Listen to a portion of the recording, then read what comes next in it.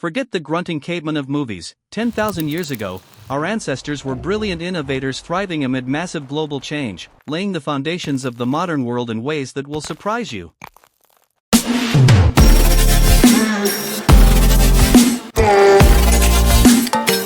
You've probably seen the videos about the cavemen. You know, the ones grunting people in ragged animal skins, desperately hunting mammoths with crude spears, huddled around fires in dark caves, living short, brutal lives. Nothing could be further from the truth. 10,000 years ago, humans were in the middle of the most pivotal transformation in our entire history. They weren't dumb brutes. They were us clever, adaptable, innovative people facing a world changing faster than anything we can imagine today. Imagine disappear. The coastline where your ancestors had hunted for thousands of years. Suddenly underwater, the familiar animals you relied on for food gone, replaced by strange new creatures moving in as forests spread across former tundra. And here's what the movies get really wrong. Instead of being crushed by these changes, humans thrived, innovating solutions that would ultimately create our modern world.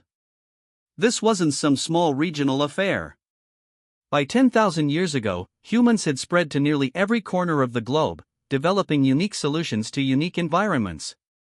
Some were domesticating dogs and experimenting with farming.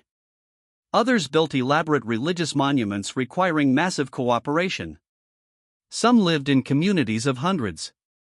Imagine your neighborhood except everyone knows every single person's name, strengths, and stories. That's a connection to humanity we can barely comprehend today.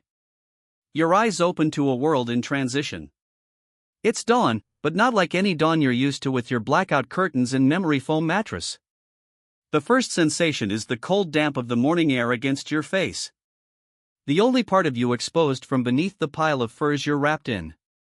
You're lying on a bedding of dried grass, soft enough, but nothing like your pillow-top mattress back home. The shelter around you is simple but effective. A circular structure of branches and saplings driven into the ground, bent inward, and lashed together at the top. The whole thing covered with sewn-together hides from last season's hunts. The dwellings of your community form a rough circle around a central hearth where the embers of last night's fire still glow faintly in the early light. Inside your shelter, you're not alone.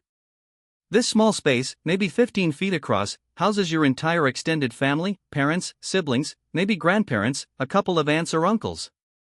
Privacy isn't really a concept that exists at all. Everyone sleeps in a communal pile, sharing warmth and protection. The sounds of breathing and the occasional snore or murmur form a familiar backdrop to your awakening. The smell hits you next. Wood smoke, dried herbs hanging from the ceiling poles, the earthy scent of the people around you because daily bathing isn't really a thing. And something else, the aroma of food.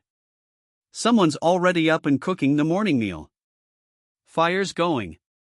A voice calls softly from outside. Rivers running high again.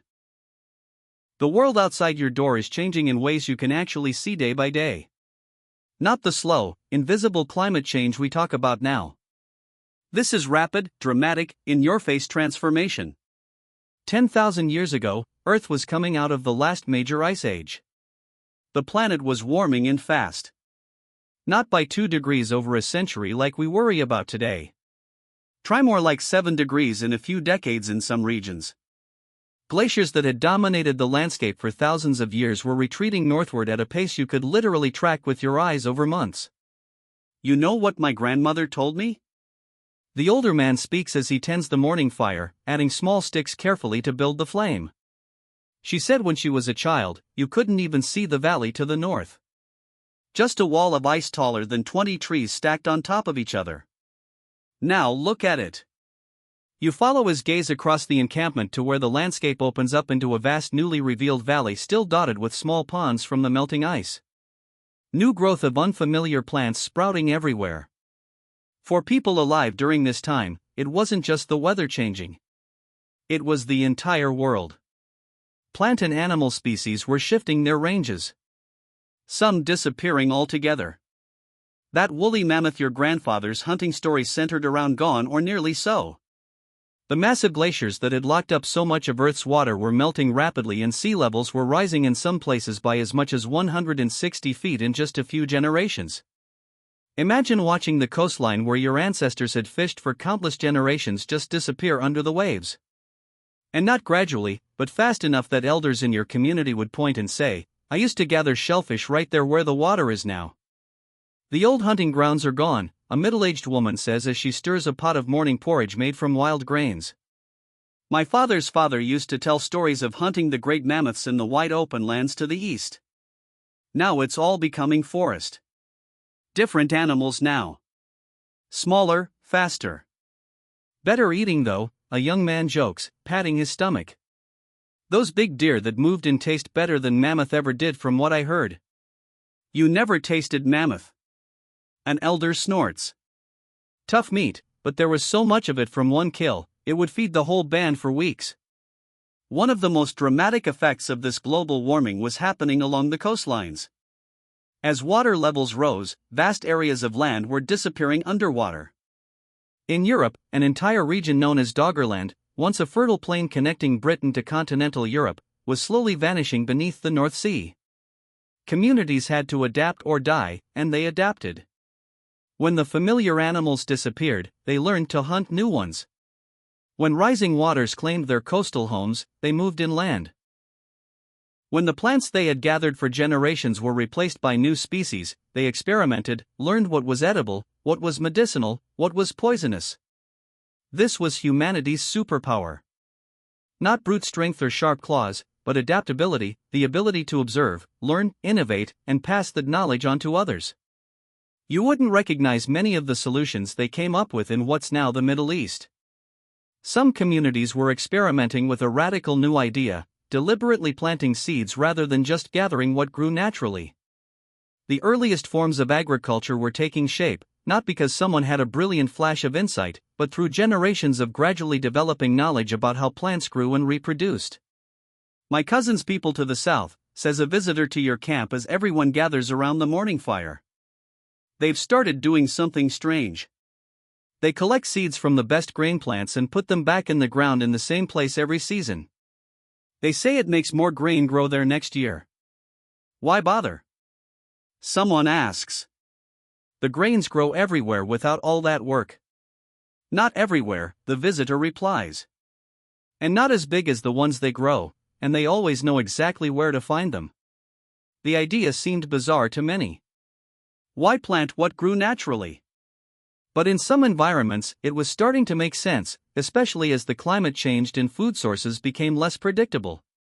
In these early agricultural experiments lay the seeds of a revolution that would transform human society forever. But here's the thing. This transition didn't happen overnight. And it didn't happen everywhere at once. While some groups in the Fertile Crescent were starting to plant crops and even domesticate animals like goats and sheep, others around the world continued as hunter-gatherers. Not because they weren't smart enough to farm, but because in their environments, hunting and gathering was still the better strategy. The world 10,000 years ago wasn't one single story. It was thousands of different stories playing out simultaneously across every continent except Antarctica. In some places like what's now Turkey, people were coming together to create extraordinary monuments like Göbekli Tepe. Massive stone pillars arranged in circles carved with images of animals and abstract symbols. This site predates Stonehenge by 6,000 years and shows a level of social organization and shared purpose that archaeologists once thought impossible for non-agricultural societies. The people from the Stone Mountains to the south, an elder tells the children gathered around him. They spend half the year moving great stones to build circles for their spirits. Hundreds of people working together, pulling stones as tall as 10 men. Why would anyone do that? Asks a wide-eyed child. For their gods, they say. They believe the stones connect them to the spirit world. The child frowns, unconvinced. Your people have your own spiritual beliefs, your own rituals. Every group does. The diversity of human culture was already rich and complex. Meanwhile, in what's now East Asia, people were making some of the world's first pottery. In South America, communities were domesticating plants like squash and peppers. In North America, hunter-gatherers were developing sophisticated systems for managing the landscape through controlled burns to promote the growth of favored food species. And all of this was happening without writing, without metal, without the wheel, just human ingenuity, careful observation, and knowledge passed down through generations. As you step out of your shelter into the full light of morning, the camp is coming alive around you. Children are being sent to collect water from the nearby stream. Hunters are checking their weapons and discussing where the deer might be feeding. Today, women are grinding wild grains using stones worn smooth by generations of the same motion. An old man sits carefully napping a new stone blade. Each practiced strike of his hammerstone sending flakes flying. These aren't the stereotypical cavemen of movies. They're people with deep knowledge of their environment, complex social relationships, rich spiritual lives, and sophisticated technology, even if that technology is made of stone, bone, wood, and hide rather than metal and plastic. Think about the skills needed to survive in this world. You'd need to know hundreds of plant species, which were edible, which were medicinal, which were poisonous, and when and where to find them. You'd need to understand animal behavior intimately to be a successful hunter. You'd need to be able to make tools, build shelters, preserve food, treat injuries and illness, navigate without maps or compasses, predict weather patterns, maintain social relationships in close-knit groups, and pass all this knowledge on to the next generation. The average person 10,000 years ago wasn't less intelligent than we are. They just focused their intelligence on different problems. The river's higher than yesterday, reports a young woman returning with water. If it keeps rising, we'll need to move the camp to higher ground. Already, groans an older man. We just settled here with the last full moon. The ice upstream must be melting faster this season, explains the elder. Every year the warm comes earlier. This was the reality of life in a rapidly changing climate. Flexibility wasn't just useful. It was essential for survival. Unlike us with our permanent structures and massive infrastructure that makes rapid adaptation difficult, these people could pack up an entire community and move in a day if necessary. Their belongings were few but precious. Well-crafted tools representing hours of skilled work. Dried foods to sustain them through lean times. Containers made of hide or woven plant fibers. Perhaps some personal ornaments or sacred objects. Everything had to be portable, durable, and worth its weight for a people always on the move. But not everyone was constantly mobile. In resource-rich areas, some communities were becoming more sedentary, staying in one location for months or even years. This wasn't because they were advancing toward agriculture and civilization, as older historical narratives suggested. It was simply because in some environments, staying put made more sense than moving around. The camps that stayed in place longer began to look different. Shelters became more substantial. Food storage solutions grew more sophisticated. Social structures adapted to more permanent community arrangements. In some places, this would eventually lead to the first villages and towns. But that was still in the future for most of humanity 10,000 years ago. As the morning progresses, you join a group heading out to gather food. The spring plants are emerging, and there are roots, shoots, and early berries to be collected. Every person in the group, from the children to the elders, knows exactly what to look for and where. This knowledge wasn't written in books. It was carried in memory and taught through observation and practice from earliest childhood. See this plant?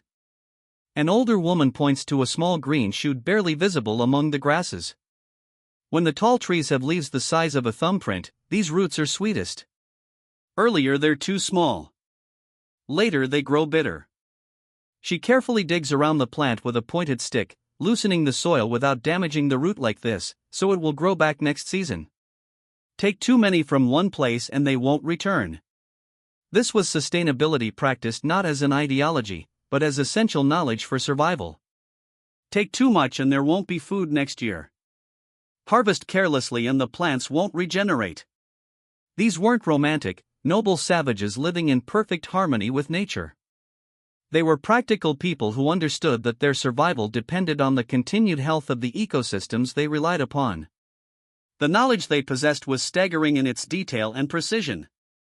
Experimental archaeology has shown that many of the technologies developed by Stone Age peoples were incredibly sophisticated. Modern attempts to replicate their techniques for making stone tools, tanning hides, starting fires, or crafting waterproof containers often fail unless every detail of the process is exactly right. As you help gather early spring plants filling a woven basket with shoots, roots, and berries, you spot movement at the edge of the newly established forest. A small group of hunters from your band is returning, dragging something between them. "Good hunting," someone calls out. "A young deer," comes the proud reply. "Got separated from its mother. Clean kill with the first spear." This wasn't the dramatic mammoth hunt of caveman movies. More often, hunting was opportunistic, taking advantage of whatever game presented itself, and it wasn't always successful. Studies of modern hunter-gatherer groups suggest that in many environments, the plant foods gathered primarily by women provided the majority of calories, with meat being an important but less reliable component of the diet. The hunters bring their kill to the central area of the camp. Nothing will be wasted. The meat will be shared among all the families. The hide will be scraped clean and tanned for clothing or shelter materials. The bones will become tools. The sinew will be used for binding and sewing. Even the stomach contents, partially digested plant matter, might be incorporated into a medicinal poultice. This was life 10,000 years ago. Deeply communal, intimately connected to the environment, and centered on detailed knowledge passed down through generations. It wasn't paradise. There were conflicts, hardships, and challenges. But it also wasn't the primitive struggle for mere survival, often portrayed in popular culture. These were modern humans, anatomically identical to us, with the same capacity for language, art, music, spirituality, love, jealousy, generosity, and cruelty. They lived in a world we can barely imagine. One where humans were just one species among many, not the dominant force on the planet. A world without writing, without cities, without agriculture in most places. A world changing rapidly as the ice retreated and new ecosystems emerged. And in this world, they not only survived, but adapted in ways that would ultimately shape the course of human history. The agricultural experiments beginning in a few scattered locations would eventually transform human society completely. But that transformation was just beginning, and no one could have predicted where it would lead. As the day progresses, you watch the sun track across the sky, marking time in the most ancient way. There are no clocks, no schedules, no appointments, just the rhythm of daylight and darkness, the seasons, the migrations of animals, the ripening of plants. Time moves differently here, both faster and slower than in our modern world.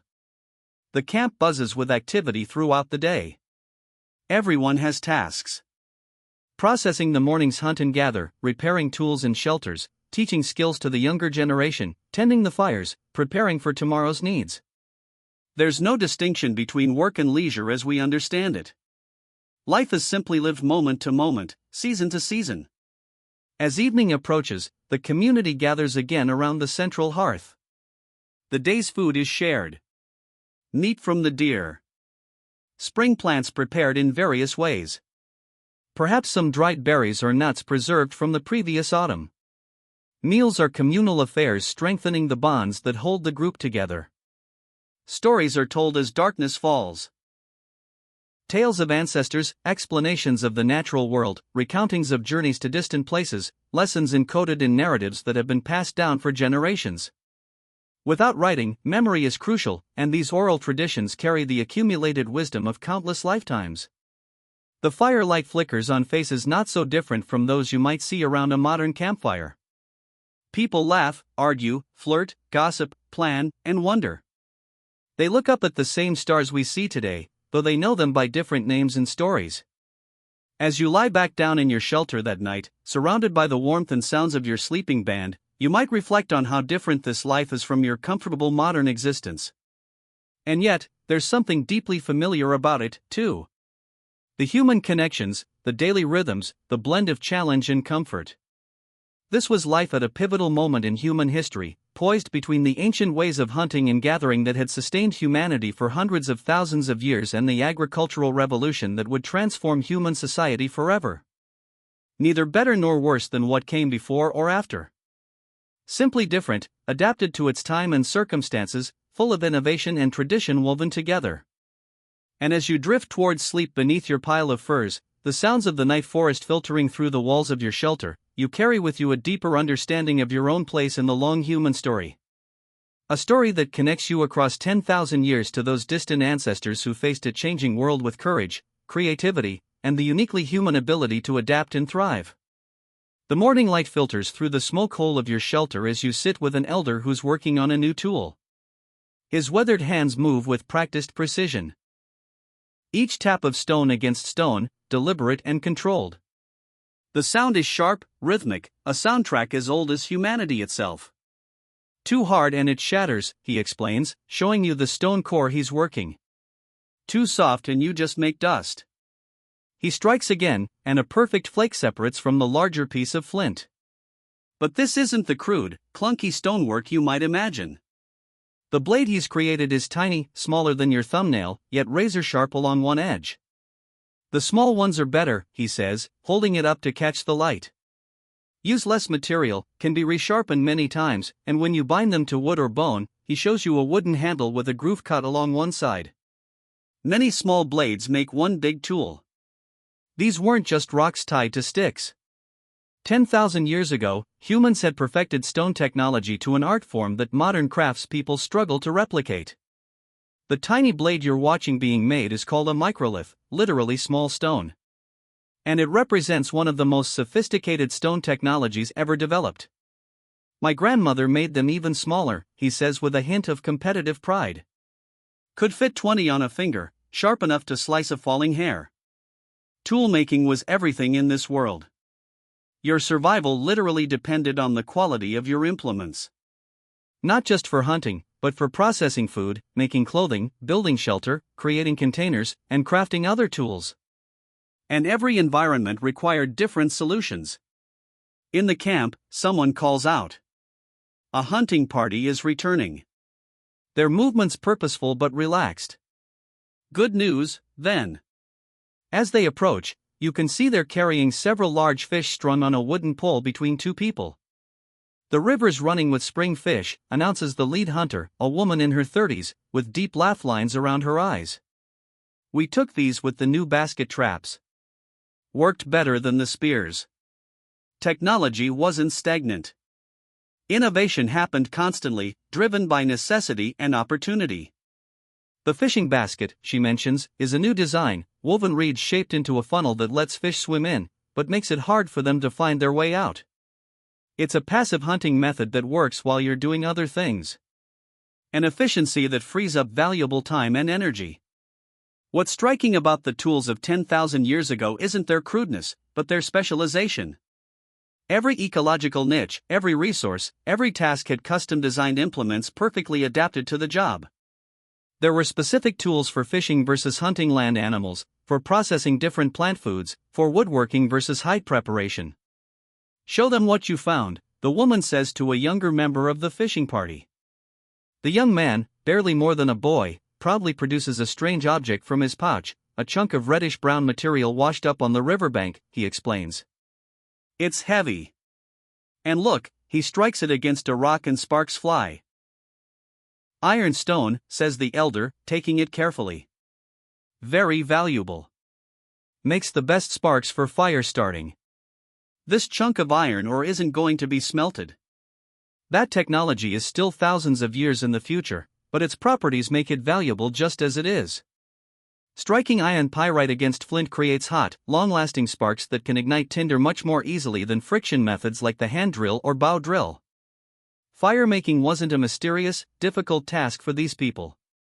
They had multiple reliable methods developed over generations, but anything that made the process easier or faster was a welcome innovation. Fire meant warmth, protection, cooked food, and light after sunset, extending the productive day. Across the camp, another technology demonstration is underway.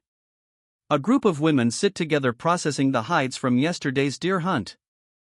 First with the stone scraper, explains an older woman to several younger ones.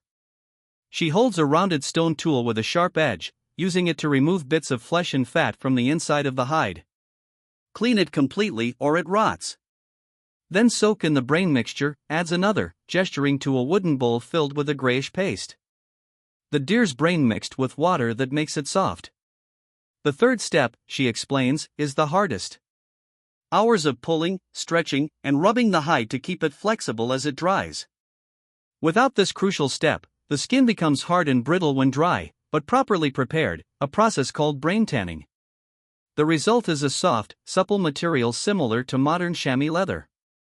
My hands hurt for days after my first hide, laughs one of the younger women. But now I can do 2 in a day if needed. The clothing made from these hides wasn't the stereotypical caveman outfit. Archaeological evidence suggests that people 10,000 years ago had already developed sophisticated garment-making techniques, including tailored clothing, fitted leggings, tunics, and boots specifically shaped to the human body. When winter comes again, you'll need a new coat, the older woman tells a child watching the process. You've grown too big for your old one. We'll make it longer this time with extra fur around the neck. In colder regions, clothing was often made with the fur still attached for better insulation. In warmer areas, lighter garments of processed hides or woven plant fibers were common. One size definitely did not fit all.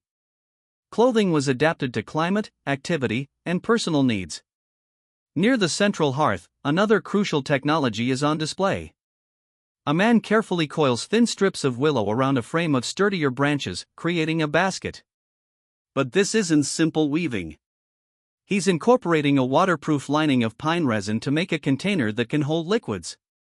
The old way leaked too much, he explains to an observer. This way, the water stays where you put it. Container technology was as important as tools for cutting or hunting without metal or pottery. In most regions, people created water carriers, food storage, and cooking vessels from materials like wood, bark, tightly woven plant fibers, animal organs, and hollowed gourds. Some were so well-crafted they could actually be used to boil water. Not by placing them directly on fire, but by adding heated stones to the liquid inside.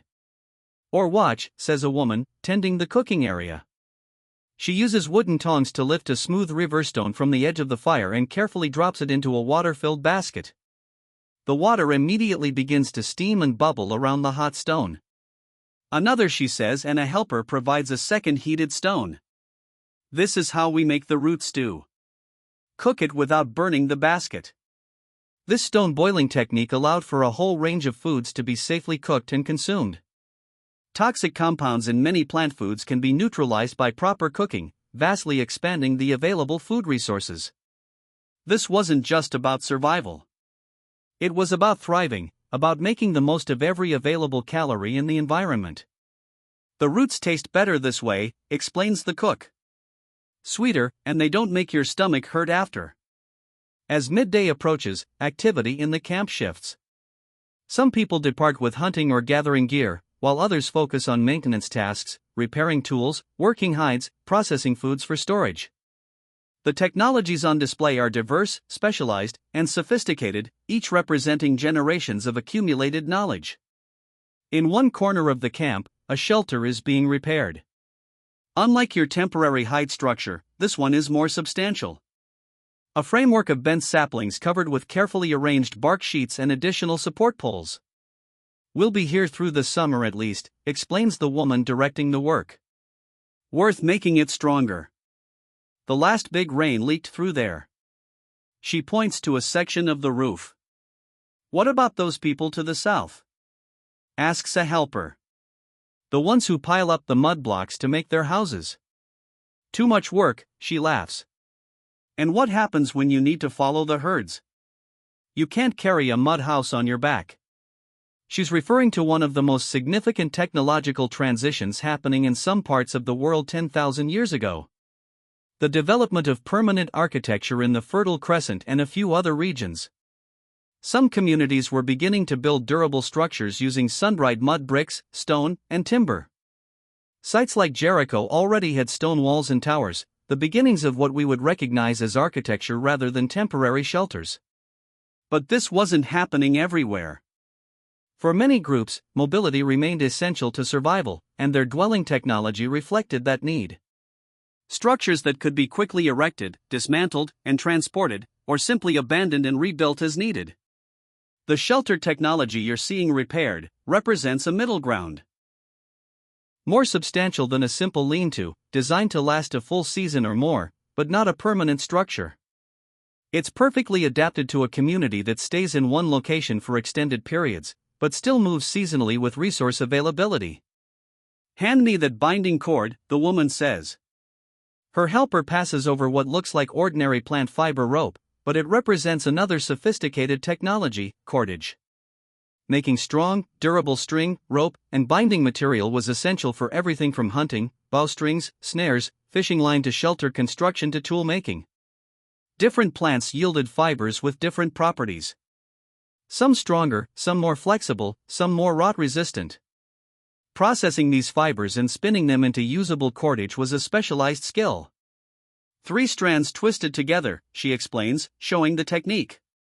Much stronger than one thick strand, less likely to break. The same principle that multiple thin elements properly arranged are stronger than a single thick one appears in technologies across cultures and time periods.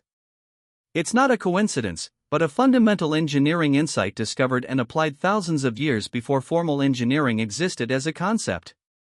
Across the camp, a different kind of technology demonstration catches your attention. A young man sits with a curved piece of wood, carefully shaving tiny amounts from one side with a sharp stone blade. "Bow making," explains someone nearby. He's first been working on it for half a moon now. The bow was one of humanity's most significant technological innovations, a way to store muscle energy in wood and sinew and release it explosively to propel a projectile. It transformed hunting, allowing humans to take down game from a safer distance with greater accuracy. But making an effective bow required deep knowledge of materials and their properties. "Not any woodworks," the young bow says, sensing your interest. "This tree grows on the rocky slope, gets more sun, grows slower, stronger." He shows how one side of the bow is being carved from the heartwood, the other from the sapwood of the tree. Heartwood resists compression.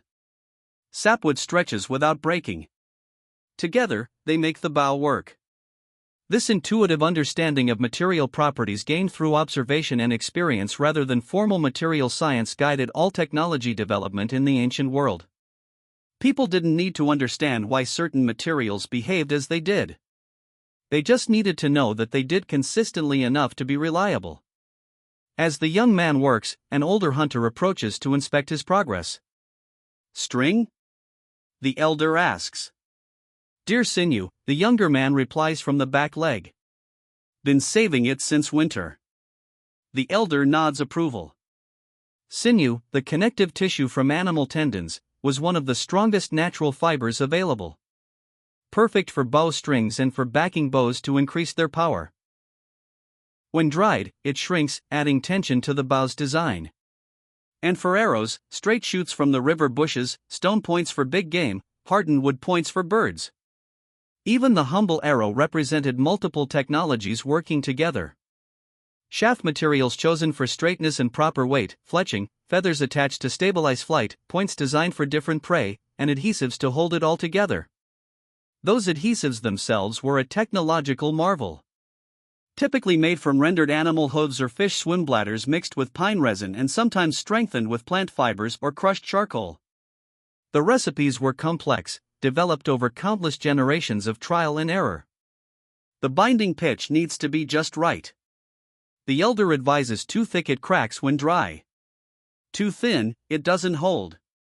Near the central hearth, another technological system is being prepared. Cooking stones. Not all stones work for the stone boiling method you saw earlier. Use the wrong type and they can explode when heated or crack too quickly in water. "These river rocks," explains a woman selecting stones carefully. "Smooth ones, they heat evenly and don't break as easily." She arranges her chosen stones at the edge of the fire, not in the flames directly, but where they'll heat gradually. This prevents thermal shock that could cause dangerous shattering. "My mother used clay pots for cooking," comments someone watching the process. "Where did she learn that?" asks another surprised. "From the people beyond the eastern hills. They shape the river clay and burn it until it's hard as stone. Can put it right on the fire." This casual exchange references one of the most important technological transitions occurring around 10,000 years ago. The development of pottery. In some regions, particularly East Asia, ceramic technology was already well established. In others, it was just being discovered or learned through cultural contact. And in many areas it remained unknown, with people relying on the older technologies of stone boiling and direct fire cooking. Too heavy to carry, comments the stone cooking expert dismissively. And when they break, they're useless. At least a basket can be repaired. This highlights an important point about ancient technology adoption. Innovations weren't automatically embraced simply because they were better in some abstract sense. They had to make practical sense within the existing lifestyle and resource patterns of a community. For highly mobile groups, pottery's weight and fragility were significant disadvantages despite its benefits for cooking and storage. As afternoon arrives, you notice a group gathering around a man who's arrived from another band. He carries unusual items, shells unlike any found in the local rivers, bright minerals not native to this region, and what appears to be a small tool made from an unfamiliar dark stone. From the people near the big water, he explains, displaying his goods. They'll trade for good furs and red ochre. Trade networks were another sophisticated technology of ancient peoples. Social systems for exchanging resources across ecological boundaries. Materials like obsidian, volcanic glass that makes exceptionally sharp tools were traded hundreds of kilometers from their sources. Shells, amber, and colorful minerals moved even further, primarily as decorative or ritual items. That black stone knife, says your band's leader, examining the obsidian blade. How many furs? 3 good winter fox, replies the trader. Or 5 rabbit. Steep, mutters someone in the crowd. It cuts twice as well as flint, the trader argues, and makes cleaner cuts for hide work. These exchanges weren't simply economic transactions. They were also transfers of information, news from distant regions, new technological ideas, stories, and cultural practices. Trade networks served as the internet of the ancient world, allowing innovations to spread far beyond their points of origin. As the trading continues, you notice a woman working on something delicate. A necklace of carefully drilled shell beads interspersed with animal teeth and small chunks of amber. For my daughter's coming-of-age ceremony, she explains, showing how she drills the tiny holes using a sharp stone point spun rapidly between her palms. Every bead tells part of our band's story. This technology, personal adornment, might seem trivial compared to hunting tools or fire-making, but archaeological evidence shows that beads, pendants, and other ornaments were among the most consistently produced items across human cultures. They served crucial social functions, marking identity, status, group membership, and life transitions. The shells in her necklace come from over 100 kilometers away. Evidence of those same vast trade networks that moved obsidian and other resources. Some shell beads from this time period have been found hundreds or even thousands of kilometers from the oceans where the shells originated. The amber is from my grandmother's necklace, she adds, and she got it from her grandmother before her. Objects moved not just across space but through time. Heirlooms passing between generations, carrying memory and identity. In a world without writing, these material items served as physical links to the past. As evening approaches, the technological displays shift again. A man brings out a hollow log with animal skin stretched tightly across one end, a drum. Another has what looks like a simple flute carved from bone. Music technology is among humanity's oldest innovations, with evidence of instruments dating back at least 40,000 years. New song from the Western people, the flute player announces. He begins a haunting melody and the drummer joins with a steady rhythm. Around the growing evening fire, people begin to dance. Another technology of sorts, using the body itself as a tool for expression, community building, and sometimes ritual purposes. The movements aren't random, but structured, clearly following patterns known to the participants. They say it brings the spring animals, someone explains to you. Dance the deer path and the deer will follow. This represents yet another type of technology, not material, but conceptual systems of ritual belief and practice designed to influence the world through means we might now call symbolic or psychological to the people performing them. However, these were practical technologies as real and effective as their stone tools or fire-making techniques. As darkness falls completely, the technology of light becomes crucial. Someone adds specific resins to the fire that burn with a brighter, cleaner flame. Others bring out small stone lamps, shallow bowls filled with animal fat with plant fiber wicks, providing portable illumination. In the deep winter, an elder tells the children gathered around, when darkness comes early and stays late, these lamps are as important as spears. Without light, we couldn't make tools or clothing during the long nights. The technology on display around you as day transitions to evening isn't primitive or simple. It's diverse, specialized, efficient, and sustainable. Using locally available, renewable resources to meet every need from basic survival to artistic expression. Each item represents not just its immediate function, but generations of accumulated knowledge about materials, processes, and techniques. What's most striking is how integrated it all is. Not compartmentalized like modern technology, but woven into every aspect of daily life. The person who makes the spear also understands the behavior of the animals it will hunt. The basket weaver knows where and when to gather the best materials. The cook understands which plants need which preparation methods to be safely edible. This integrated knowledge system allowed human communities to adapt to almost every environment on Earth. From Arctic tundra to tropical rainforest, coastal regions to high mountains, grasslands to deserts, each adaptation required its own specialized toolkit developed through careful observation and generational learning. As you settle in for the night, watching the firelight play on the walls of your shelter, you might reflect on how different this technological world is from our modern one. No electricity, no metals, no fossil fuels. And yet within its parameters, it was incredibly sophisticated and effective, allowing people not just to survive, but to thrive in environments that would quickly kill most modern humans stripped of their technological support systems. The tools, shelters, clothing, weapons, containers, and conceptual systems developed by our ancestors 10,000 years ago weren't steps on a predetermined path leading inevitably to our current technology. They were complete functional systems perfectly adapted to their time, place, and purpose. Neither better nor worse than what came later. Simply different, designed for different needs and different resources. And as you drift towards sleep, warmed by the furs made possible by sophisticated hunting and hide processing technologies, sheltered by a structure representing deep knowledge of local materials and environmental conditions, your last thought might be one of appreciation for the ingenuity of those ancient innovators whose technological foundation still underpins our modern world in ways we rarely recognize. A child's laughter breaks the morning quiet as a group of youngsters chases each other around the central hearth. Their game halts abruptly when an older woman calls out. "If you've got energy to run, you've got energy to work," she says, but her stern tone is softened by the smile in her eyes. "Grab your baskets. The spring roots won't dig themselves." The children groan dramatically, but comply, each retrieving a small woven basket sized perfectly for their height. Work and play weren't separate categories here. Both were woven into the fabric of daily life, with children participating in food gathering from the earliest ages. They could be useful. "Can we check the snares first?" asks the oldest boy, about 10 winters old. The woman considers this. "Fine, but be quick about it." "And remember, I know," the boy interrupts.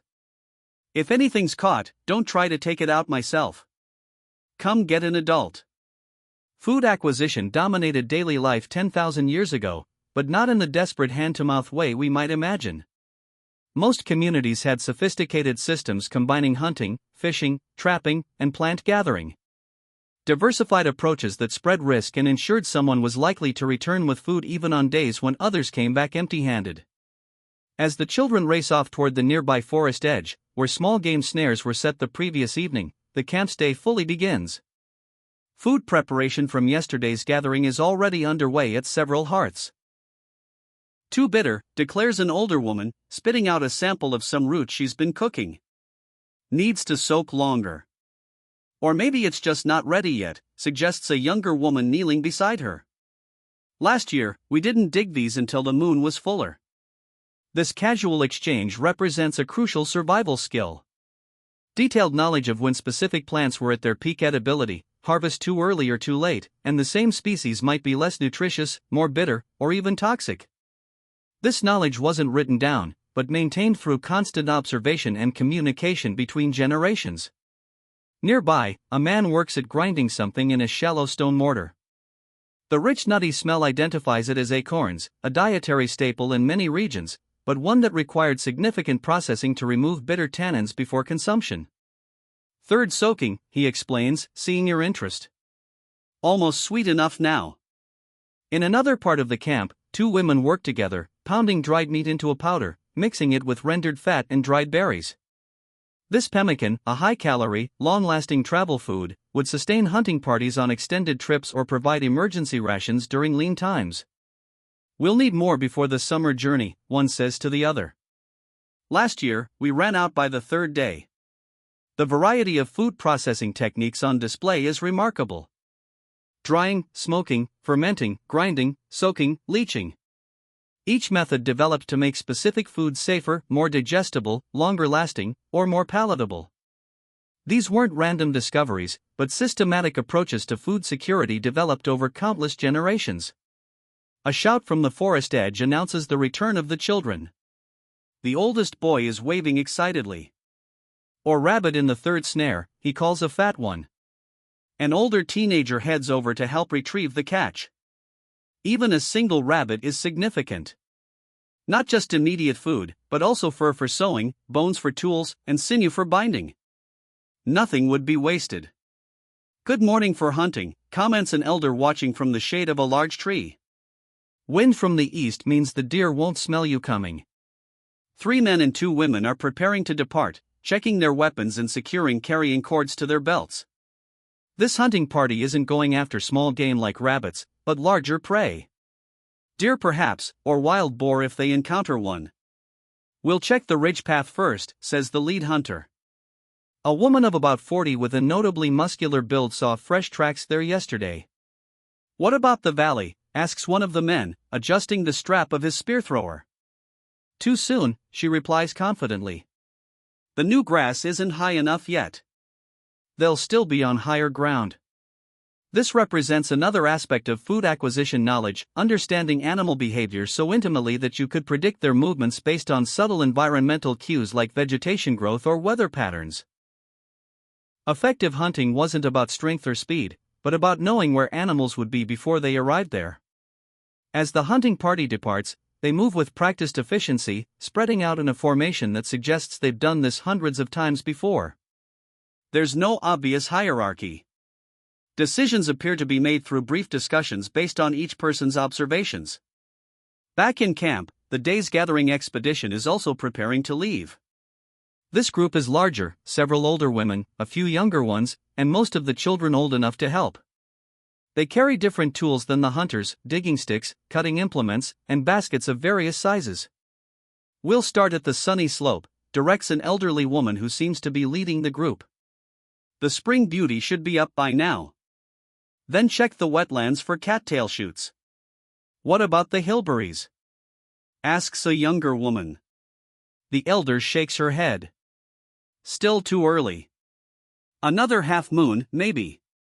Unlike the stereotypical image of men hunting while women gathered plants, the reality in many hunter-gatherer societies was more fluid.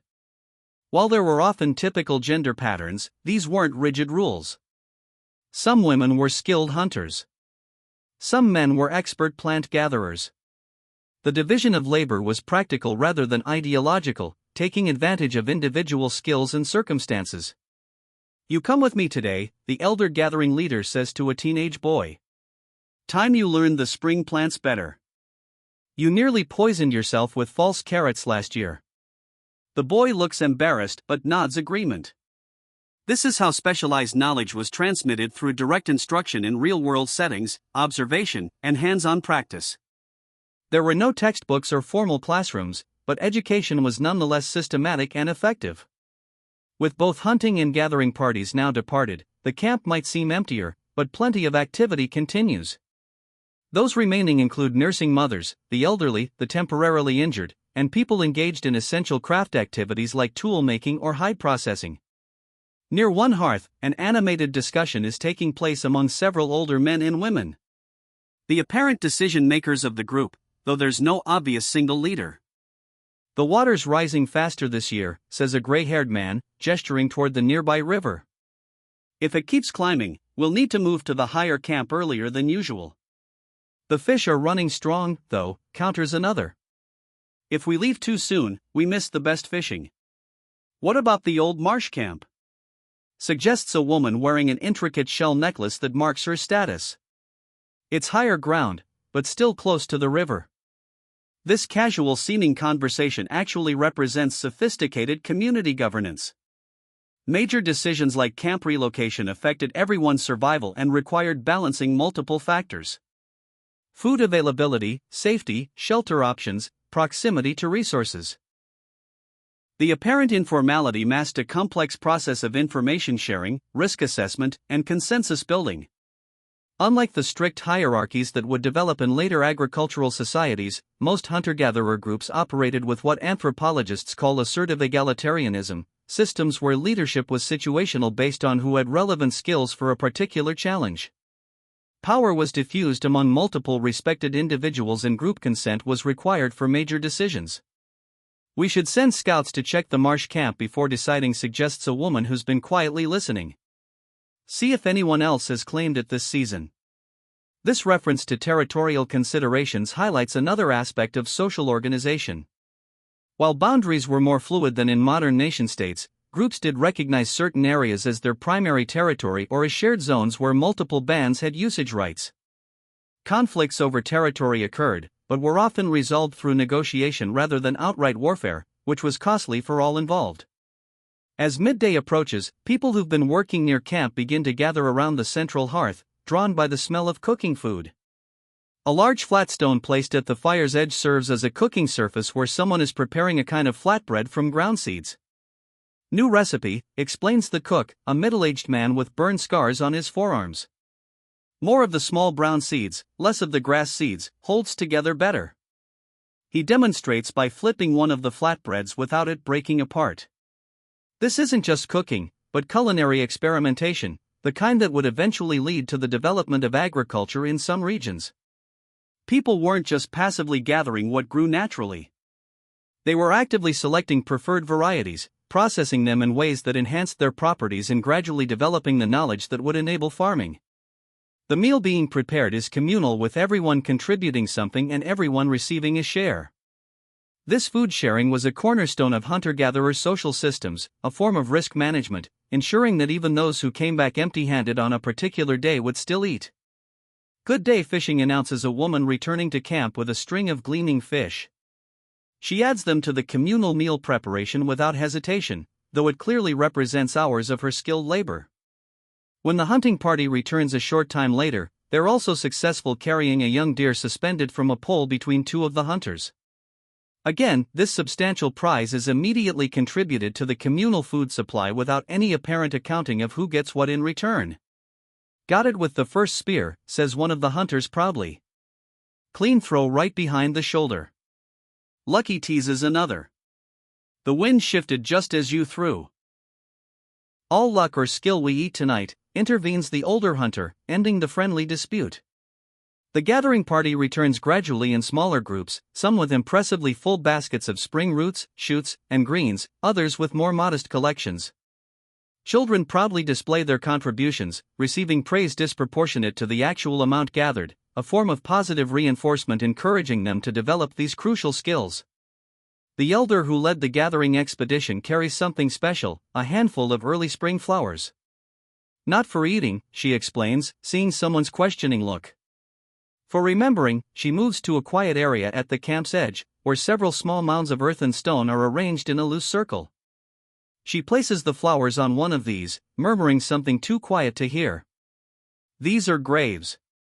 The community's way of maintaining connection with departed members. This spiritual dimension was integrated into daily life, not separated as religion often is in modern societies. The natural world, human community, and spiritual beliefs formed a unified whole rather than compartmentalized spheres of existence. As the communal meal comes together, you notice that distribution isn't completely random. The elderly receive choice portions without having to ask. Children are served early rather than made to wait. Nursing mothers get extra of certain foods believed to promote milk production.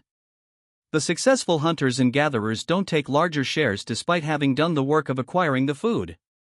This represents a social system emphasizing communal welfare rather than individual accumulation.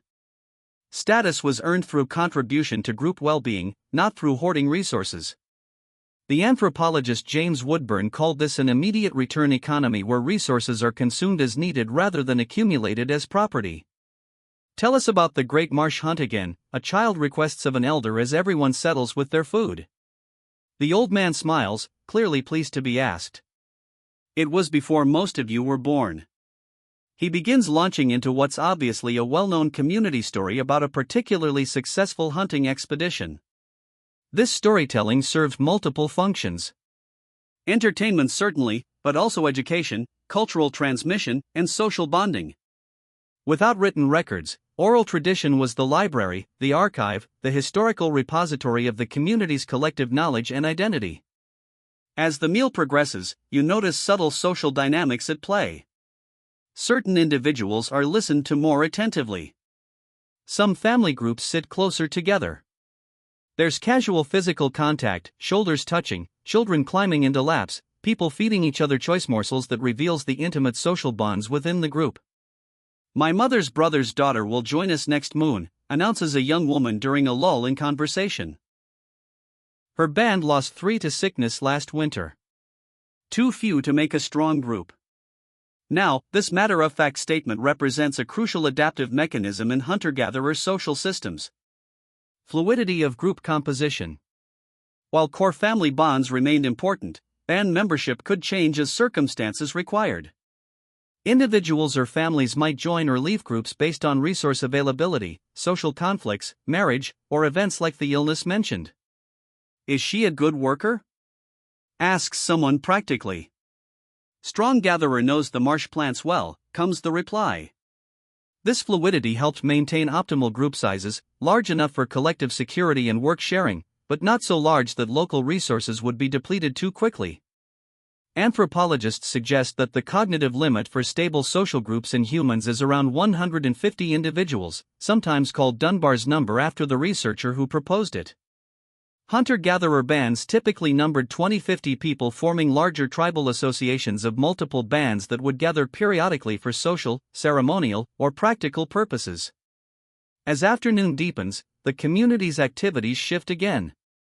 The hunters begin processing the deer, a systematic operation where every part has a purpose. Meat is separated for immediate cooking, drying, or smoking. Hide is prepared for tanning. Bones are sorted for tool making. Sinew is carefully extracted for use as binding material. Even the brain will be used, preserved for the hide tanning process. Meanwhile, the gathered plant foods also undergo various processing methods. Some are cooked immediately, others are prepared for drying or storage. Seeds are carefully separated and sorted, some for immediate consumption, others preserved for future planting or as insurance against hunger during less abundant seasons. These we save, instructs a woman, sorting tiny seeds into different containers. Plant them near the summer camp when the weather warms fully. This isn't yet agriculture as we define it, but it represents an intermediate step. Deliberate replanting of preferred food species in locations where they might not naturally grow or to increase their density beyond what would occur naturally. This practice, sometimes called pre-agriculture or proto-agriculture, was widespread among hunter-gatherer groups and laid the conceptual groundwork for the later development of true farming. As you observe these food-related activities, you notice they're also social occasions. People work together, talk, laugh, tell stories, sing, and teach each other while processing the day's harvest. What might appear utilitarian on the surface is simultaneously serving social, educational, and cultural functions. A young woman asks an elder about a particular plant preparation technique. A father shows his son how to properly cut meat for drying. Two friends work side by side grinding seeds, their conversation flowing easily between practical matters and personal stories. A group of children help sort berries while listening to an older child tell a fantastic tale about talking animals. No, like this, says a woman, gently correcting a younger person's technique for weaving a storage basket. The tight weave keeps the small seeds from falling through. These teaching moments happen constantly, almost unconsciously, as part of normal daily interaction. Knowledge flows from more experienced to less experienced, but not always along strict age lines. Someone might be the recognized expert in a particular skill regardless of their age or general status. As evening approaches, the camp's social dynamics shift subtly. The day's practical work winds down. People gather in smaller groups, often family units or close friends. Conversations become more intimate. Children play quieter games or listen to stories from their elders. An older woman begins singing softly as she works on a piece of embroidery, decorating a hide garment with dyed porcupine quills in an intricate pattern. Others join in, the song clearly familiar to everyone. The harmony is simple but haunting, the kind of music that seems to rise directly from the landscape around them. Song of the Spring Return, explains someone seeing your interest. We sing it every year when the green things come back. This represents another aspect of hunter-gatherer social life. The marking of seasonal transitions through ritual art and celebration. These weren't simply superstitious practices, but ways of encoding important ecological knowledge and reinforcing group identity through shared experience. Near the main hearth, two elderly men play a game involving carved stone pieces moved across a pattern scratched in the dirt. They're deeply absorbed, contemplating each move carefully while spectators watch with evident interest, occasionally commenting on particularly clever or foolish choices. This scene contradicts another stereotype about ancient peoples that their lives were consumed entirely by survival necessities, leaving no time for recreation or abstract thinking. Archaeological evidence suggests that games, music, art, and other seemingly non-essential activities have been part of human culture for tens of thousands of years. As night falls completely, the community gathers once more around the central hearth. The fire is built up, providing both warmth against the spring night's chill and light that extends the social day beyond sunset. Food is shared again, lighter than the midday meal, but still communal, still following the same patterns of distribution that ensure everyone's needs are met. Conversation flows easily, ranging from practical plans for tomorrow's activities to humorous stories, from discussions of weather patterns to reminiscences about community members long gone. There's a gentle rhythm to this evening gathering, a comfortable familiarity that speaks to the deep social bonds within the group. Remember when that bear came right into camp last summer? Someone says, launching a story that clearly everyone has heard before but still enjoys. The communal laughter that follows certain parts indicates shared memories, inside jokes. The kind of social shorthand that develops among people who have lived closely together for years. This evening gathering serves multiple social functions beyond the obvious ones of food sharing and practical planning. It reinforces group cohesion. It provides a forum for subtle conflict resolution through humor and storytelling rather than direct confrontation. It creates space for the transmission of cultural knowledge from older to younger generations. As you listen to the stories and conversations flowing around the fire, you might reflect on how these social patterns developed over thousands of generations of human evolution still resonate in our modern interactions. The circle around the campfire has become the dinner table, the coffee shop, the social media platform. The forms have changed, but the fundamental human need for connection and shared meaning remains. Gradually, as the night deepens, people begin to drift away from the central gathering, returning to their family shelters. Parents carry sleeping children. Couples walk together, talking quietly. Elders move slowly, aided by younger relatives. The community doesn't sleep all at once like we often do in our electrically lit modern world. Some remain awake, tending the fire, keeping watch, continuing quiet conversations or solitary tasks by firelight. Others will wake during the night and take their turn at these duties, creating a gentle cycling of wakefulness that ensures someone is always alert to potential dangers. As you return to your own sleeping place, wrapped again in those functional, comfortable furs, you might marvel at the social sophistication you've witnessed throughout the day. This wasn't the stereotypical primitive existence of popular imagination. A brutal, chaotic struggle for individual survival. It was a complex interconnected social system that successfully sustained human communities for thousands of generations. Neither paradise nor nightmare, it was simply a different way of organizing human society. One built around direct relationships rather than abstract institutions, around sharing rather than accumulation, around adaptation to local environments rather than transformation of them. Neither better nor worse than our modern arrangements, just profoundly different in its assumptions and outcomes. And as you drift towards sleep, the murmur of quiet voices still audible from the central hearth, you might wonder what aspects of that ancient social wisdom might still have value for our very different world. Lessons about sustainability, community, and what it truly means to be human, passed down to us across 10,000 years of turbulent history. Dawn arrives gently, the first light filtering through the smoke hole of your shelter. The camp stirs slowly, unhurried. Unlike yesterday's immediate bustle of hunting and gathering preparations, today has a different rhythm. The elder with the shell necklace, the one who spoke about the marsh camp, moves deliberately from shelter to shelter, speaking quietly to each family group. Full moon rises tonight, she tells your group. We honor the ancestors at the sacred stones. Her words ripple through the camp, changing the day's energy. Children grow quieter, adults more focused. This isn't fear or dread, but a shift towards something deeper, a collective turning inward that you can feel in the air itself. Will the dreamer dance? Asks a child. The elder smiles if the spirits wish it. The dreamer, you learn, is what they call the community shaman. A middle-aged woman who rarely joins the daily hunting or gathering, but serves a different equally vital function. She's the bridge between worlds, the keeper of the community's spiritual knowledge, the one who speaks with ancestors and interprets signs and omens. Haven't seen her all morning, someone comments. She's preparing. Went to the small cave before first light, adds another with the sacred herbs. As the regular camp activities begin, cooking, tool maintenance, childcare. There's an undercurrent of anticipation. Several people are working on special preparations for the evening ritual. Some are grinding red ochre into powder, mixing it with animal fat to create a paint-like substance. Others are preparing special foods. Not the everyday meals, but something reserved for ceremonial occasions. Dreamroot needs to soak longer, instructs an older woman, checking a small wooden bowl where gnarled roots are steeping in water. Not for everyone tonight, only the dreamer and those seeking visions. This casual reference reveals a sophisticated understanding of psychoactive plants. Which ones altered consciousness and what amounts with what preparations?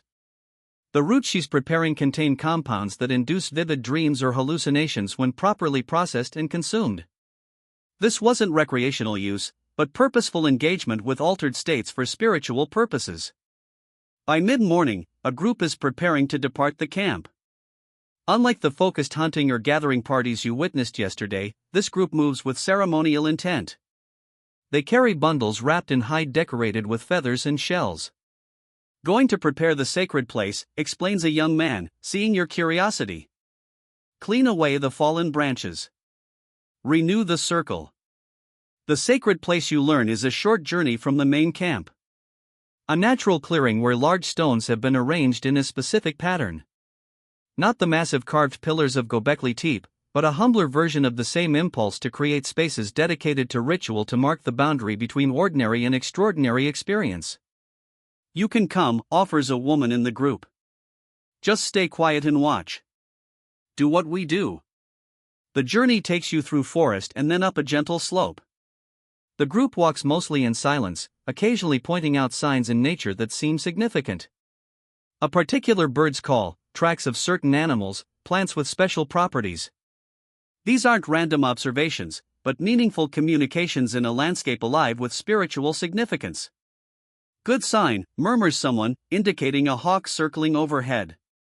The sky powers are watching. At the sacred place, you find a roughly circular clearing with standing stones arranged in what might appear to be a random pattern, but clearly holds meaning for your companions. They move among the stones with reverence, clearing away winter debris, renewing marks painted on the stone surfaces, placing small offerings. A feather here, a special shell there, a tiny portion of food at the base of the largest stone. This stone is the ancestor, explains a gray-haired man seeing you watching, the one who first led our people to this river valley many generations ago. He points to other stones in turn. That one is the mountain spirit. That one the river woman. That one the great bear. Each stone represents not just a spiritual entity but embodies a complex set of stories, lessons, and relationships. Without writing, these physical markers served as mnemonic devices, memory aids that helped preserve and transmit the community's spiritual knowledge across generations. As the group works, someone begins a low rhythmic singing. Others join, their voices creating a harmonic texture that seems to belong to the landscape itself. The song has no words you can understand, just vocalized sounds that rise and fall like the contours of the hills around you. It's neither happy nor sad, but somehow both and neither. A sonic expression of connection to something larger than individual experience. When the preparation is complete, small fires are lit at specific points around the circle, not for cooking or warmth, though they provide both, but as part of the creation of sacred space. The smoke rises straight up in the still air, creating visible columns that connect earth and sky. Now we wait for the others, says the elder who seems to be leading this advanced group, and for the dreamer. As you sit with them in the growing quiet, you notice how different this feels from the bustling camp activity of yesterday. Time seems to slow. Awareness shifts from doing to being, from the practical concerns of survival to something less tangible, but no less essential to these people's lives. Why do you do this? You ask quietly. The elder considers your question carefully to remember who we are, to speak with those who came before. To understand our place in the world, to ensure the animals return, the plants grow, the waters flow clean. These aren't separate objectives, but a unified understanding of human existence as thoroughly embedded in a web of relationships with ancestors, with other species, with the landscape itself. What we might call religion wasn't a separate domain of life, but the context for all experience, the foundation for understanding how the world works and how humans should behave within it. By midday, the rest of the community begins to arrive, coming in family groups, carrying food and other necessities for the night-long ceremony. Children are unusually subdued, clearly understanding that this is not an occasion for play or noise. Elders are given special places to sit within the stone circle. New fires are lit, more substantial than the first ritual fires, but still placed according to specific patterns. She comes, someone says softly, and all eyes turn toward the forest edge. The dreamer emerges alone from the trees. She's dressed differently from everyone else, wearing a garment covered with symbols painted in red, black, and white. Feathers and small bones hang from her hair. Her face is painted with parallel lines that change the very shape of her features. But what strikes you most is her presence, a focused intensity that seems to bend the air around her. She moves deliberately, making a complete circuit of the stone circle before entering it. In her hands, she carries a small drum made from animal hide stretched over a wooden frame, decorated with symbols similar to those on her clothing. The spirits are strong today, she announces, her voice carrying easily to everyone present despite its quiet tone. They wish to speak with us. What follows is not the frenzied wild dancing often portrayed in stereotypical depictions of primitive ritual. Instead, it's a carefully structured ceremony that clearly follows established patterns known to all participants. The community arranges itself in concentric circles with the dreamer and a few assistants at the center. Food is shared, not the casual communal meals of everyday life, but a ritualized distribution where each portion carries symbolic significance. First for the ancestors intones the dreamer, placing small amounts of each food at the base of the ancestor stone, then for the living, then for those yet to come. This three-part division honoring past, present and future structures much of what follows. Songs are sung in groups of three. Dances move through three distinct patterns. Stories are told in sets of three, each addressing a different temporal dimension of the community's experience. As the sun begins its descent toward evening, the ritual intensifies, the dreamer begins a rhythmic drumming, simple at first, but gradually becoming more complex. Other musicians join. One with a flute made from a hollow bird bone. Another with a rasp scraped against a notched stick, creating a percussive texture that interweaves with the drum. Now we paint the story of our band, announces the dreamer when the music pauses. Children are called forward first, their small hands dipped in the red ochre mixture, then pressed against one of the standing stones to leave clear handprints. Adults follow, adding their own marks. Finally, the elders add theirs, creating a layered record of the community's composition at this particular moment in time. This isn't random graffiti, but a purposeful updating of the sacred place, adding this year's marks to those of previous years, some of which are still faintly visible beneath the newer additions.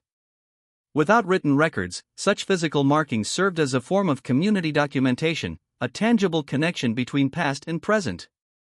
Next comes a series of paintings on prepared hide surfaces, not permanent installations, but created specifically for this ceremony. The dreamer and several skilled artists work quickly depicting animals, human figures, and abstract symbols that clearly carry meaning for the observers who murmur in recognition or approval at certain images. The deer that saved us during the Great Snow, someone explains, pointing to one image when no other game could be found. The flood that took the old camp, says another, indicating a wavy line with small figures caught in it. Before you were born. These aren't just decorative art, but visual storytelling, a way of preserving and transmitting crucial community history. Without writing, such images served as prompts for the oral traditions that carry detailed information about past events, particularly those with survival lessons for future generations. As true darkness falls, the full moon rises exactly as predicted. Its appearance is greeted with a collective sound from the gathered community. Not quite a cheer, not quite a sigh, something between the two that expresses wonder and recognition simultaneously. The dreamer stands in the moonlight, arms raised, her shadow stretching dramatically across the ground. The ancestors are with us, she announces. They wish to speak. What follows is the most intensely spiritual part of the ceremony. The dreamer consumes a small amount of the prepared dream root mixture as do a few others who have been preparing for this experience. Then she begins a rhythmic movement, not wild dancing, but a controlled deliberate motion that gradually increases in intensity as the drums and other instruments create a sonic landscape around her. Her breathing changes, becoming deeper and more pronounced. Her movements become less voluntary seeming, more as if she's being moved by something beyond herself. The watching community remains silent, utterly focused on her transformation. I see them, she finally says, her voice altered, seeming to come from somewhere else. They stand at the edge of our circle. She begins to speak messages attributed to specific ancestors, addressing current community concerns, where to find game in the changing landscape, how to respond to the rising river, when to move to the summer camp. These aren't vague, generalized statements, but specific practical guidance delivered in a context of spiritual authority. For a modern observer, it might be easy to dismiss this as theatrical performance or self-delusion. But anthropological evidence suggests that shamanic practitioners often enter genuine altered states of consciousness during such rituals. The neurological capacity for trance states appears to be universal in humans, though cultures vary widely in how they interpret and utilize these experiences.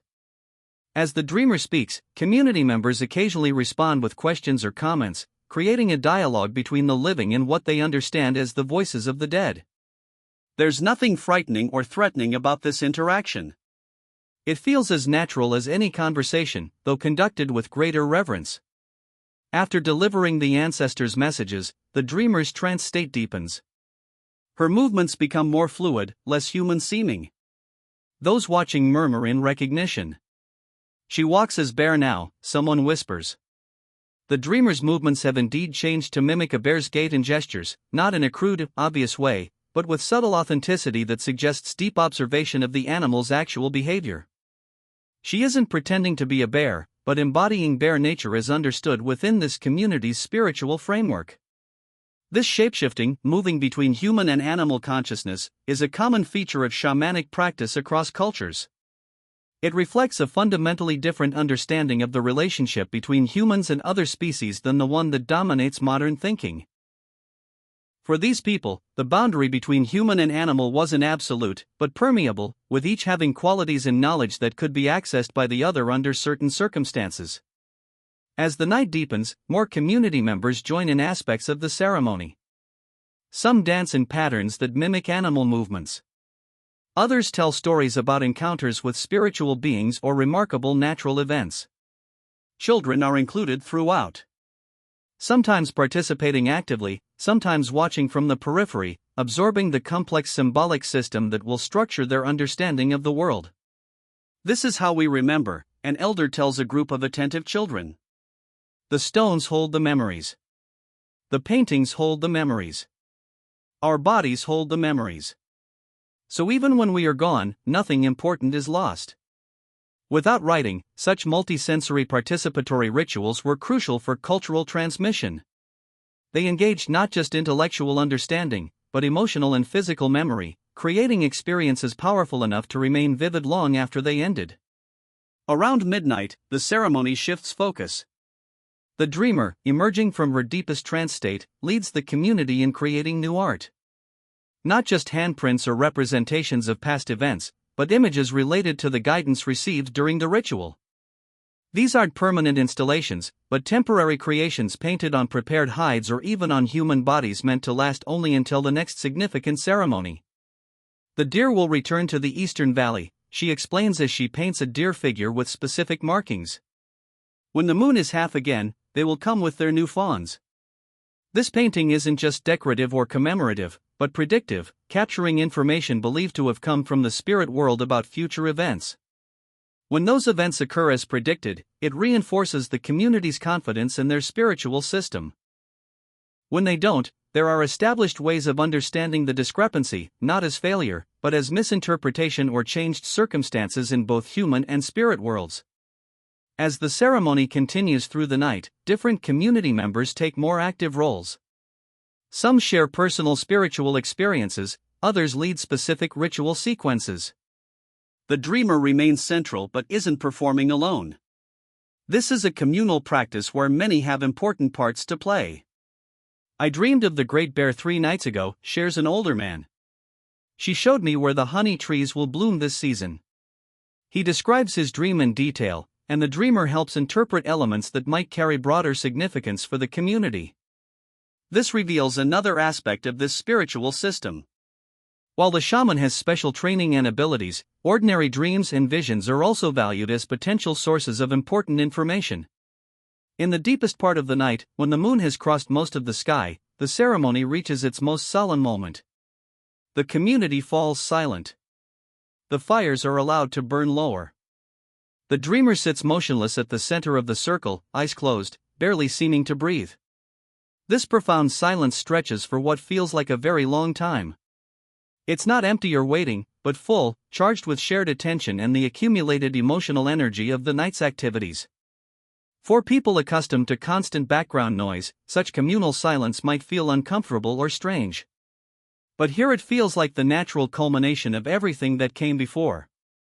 When the dreamer finally speaks again, her voice is quiet but carries clearly to everyone present. "The world is changing," she says, "faster than in our grandparents' time. The ice mountains retreat. New plants grow where old ones once lived. Animals move that never moved before." She isn't telling them anything they don't already know from direct observation, but she's placing these changes in a spiritual context, helping the community understand their meaning within the larger patterns of existence. "The ancestors say we must be like the river." She continues, "The river doesn't fight the changing land. It finds new paths. It continues to flow." This isn't just poetic language, but practical guidance encoded in spiritual terms advising adaptability rather than resistance to the environmental changes they're experiencing. Without scientific understanding of climate dynamics, such metaphorical frameworks helped communities respond appropriately to environmental shifts they couldn't fully explain. As the first hint of dawn appears, the ceremony begins to wind down. Food is shared again, this time more casually. The formal structure relaxes. People talk quietly among themselves, processing what they've experienced, sharing interpretations of specific moments or images.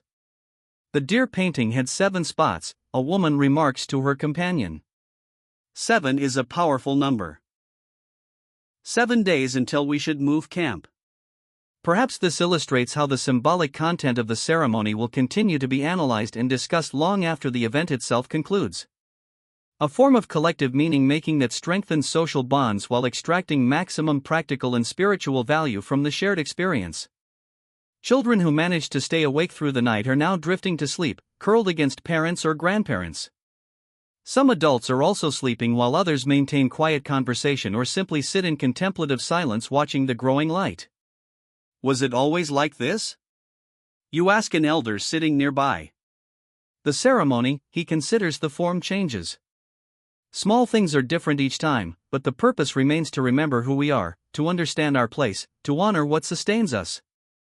This perspective challenges another modern assumption that primitive religious practices were rigid, unchanging, and blindly traditional. Archaeological and anthropological evidence suggests that pre-agricultural spiritual systems were often adaptive and responsive to changing circumstances while maintaining core principles and frameworks. As full daylight arrives, the community begins preparing to return to the main camp. The temporary fires are extinguished with careful attention to preventing any spread. Ceremonial items are packed away to be stored in specific places reserved for sacred objects. The stone circle itself is left largely as it was found, with only the new handprints and a few other markings as evidence of the night's activities. Until the next full moon, people say to each other as they depart, a ritual phrase that simultaneously marks the end of this ceremony and anticipates the next one. The journey back to camp is quiet, thoughtful, with none of the excited chatter that might follow a secular celebration. People walk alone or in small groups, processing their individual experiences within the shared framework of the night's events. Back at the main camp, normal activities resume, but with a subtle difference in quality, a sense of renewal and re-energizing that infuses even the most mundane tasks with deeper meaning. Children who slept through the end of the ceremony are told stories about what they missed. Those who participated in the dream root ritual rest, their experience is already becoming part of the community's collective understanding. The dreamer, now dressed in ordinary clothing with the ceremonial paint washed away, moves through the camp, checking on those who joined her in the deeper aspects of the trance work. There's nothing mysterious or dramatically different about her now. She's simply a community member with a specialized role like the skilled hunters or toolmakers. The ceremony helps us remember the most important things, she tells you, noticing your continued interest, not just with our minds, but with our bodies, our hearts. So when times are difficult, when food is scarce or dangers come, we know who we are. We remember what matters. We continue. This integration of spiritual practice with practical survival wasn't unique to any particular ancient culture, but appears to have been a common feature of hunter-gatherer societies worldwide. The spiritual and the practical weren't separate domains, but aspects of a unified understanding of reality, one that helped communities maintain resilience through changing circumstances and unpredictable challenges. As the day progresses and normal activities resume, children playing, food being prepared, tools maintained, you might reflect on how different this spiritual system is from many modern religions with their specialized buildings, professional clergy, and formal texts. Yet, it served similar human needs for meaning, connection, and guidance through life's uncertainties. Neither more primitive nor more advanced than later religious developments, it was simply different, adapted to its specific context, integrated with the practical realities of hunter-gatherer life, and deeply embedded in direct relationship with the natural world that both sustained and threatened human existence. And as night falls again, ordinary this time without the heightened awareness of the ceremony, you might notice how the experience has changed your perception of the community around you. What might have seemed simple or straightforward now reveals layers of meaning and connection. The practical and spiritual aren't separate spheres, but a continuous whole, each informing and supporting the other in the complex business of human survival. Morning comes gently after the ceremony night. The camp quiet as many sleep later than usual. You wake to the soft sounds of someone tending the central hearth, rebuilding the fire for the day ahead. The movements are unhurried, almost meditative. It's the young woman who mentioned her cousin's strange plant growing practices several days ago. She notices you watching and smiles. Most still sleep, she says quietly. The spirit night takes much energy. You join her by the fire, enjoying its warmth against the morning chill. The camp feels different today, peaceful, reflective, as if the ceremony has created a collective pause for the entire community. My mother's sister's daughter arrives today, she tells you, arranging small sticks carefully around the growing flames. The one from the southern hills. Her people do strange things with plants. Strange how, you ask? She gestures vaguely. They put seeds in the ground in straight lines, clear away all other plants around them, bring water to them in carrying baskets when the rain doesn't come. Seems like more work than just finding what grows naturally. This casual conversation touches on one of the most profound transitions in human history, the gradual shift from hunting and gathering to agriculture. But it wasn't happening all at once or everywhere. 10,000 years ago, some communities were beginning to experiment with deliberate cultivation while others continued traditional foraging patterns that had sustained humans for hundreds of thousands of years. As others in the camp gradually wake and begin their day, there's a noticeable shift in the usual routine. Instead of immediately organizing hunting or gathering parties, people seem content to stay closer to camp, focusing on maintenance tasks, processing food gathered previously, or simply resting and socializing. After the intensity of the ceremony, this day has a different rhythm, slower, more inward-focused. By mid-morning, a small group appears at the edge of the clearing. 3 women and 2 children carrying modest bundles of possessions. The expected visitors have arrived. Your companion from the morning fire hurries to greet them, embracing the oldest woman warmly. "My mother's sister," she explains when she returns, leading the group into the camp. The rest of the community welcomes them without fanfare, but with genuine warmth, offering food, helping arrange a temporary shelter, incorporating them immediately into the social fabric. The oldest visitor carries something interesting, a small woven bag that she handles with special care. After the initial greetings, she opens it to show the camp elders. "Seeds from our special grass," she explains. "The one we tend near our camp makes larger seed heads than the wild ones." The elders examine the contents with interest, but some skepticism. These are early cultivars, plants that have begun to change through human selection, but aren't yet fully domesticated. The seeds are larger than their wild counterparts, but not dramatically different. "Will they grow here?" asks one elder. "Our soil is more clay than yours." "Worth trying," replies the visitor. "They've grown in 3 different places where we've planted them." This simple exchange represents a crucial aspect of early agriculture: experimentation, information sharing, and adaptation to local conditions. The first farmers weren't following established practices, but inventing them through trial and error, gradually developing an understanding of what worked and what didn't in specific environments. As the day progresses, the conversation between the visitors and the host community continues, focusing increasingly on these agricultural experiments. The southern group isn't fully agricultural. They still hunt and gather most of their food, but they've begun deliberately planting certain species in chosen locations, tending them through the growing season, and selecting the most desirable plants for the next planting.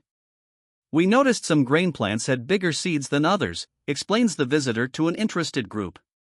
"So, we collected those specifically and put them back in the soil near our camp. Next season, more plants had the bigger seeds." This description captures the essence of early selective breeding.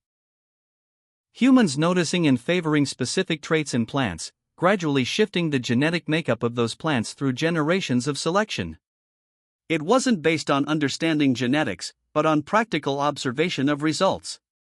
"We've tried it with the root plants, too," adds a younger woman from the visiting group, choosing the biggest ones to replant pieces from. "Some get as big as a man's forearm."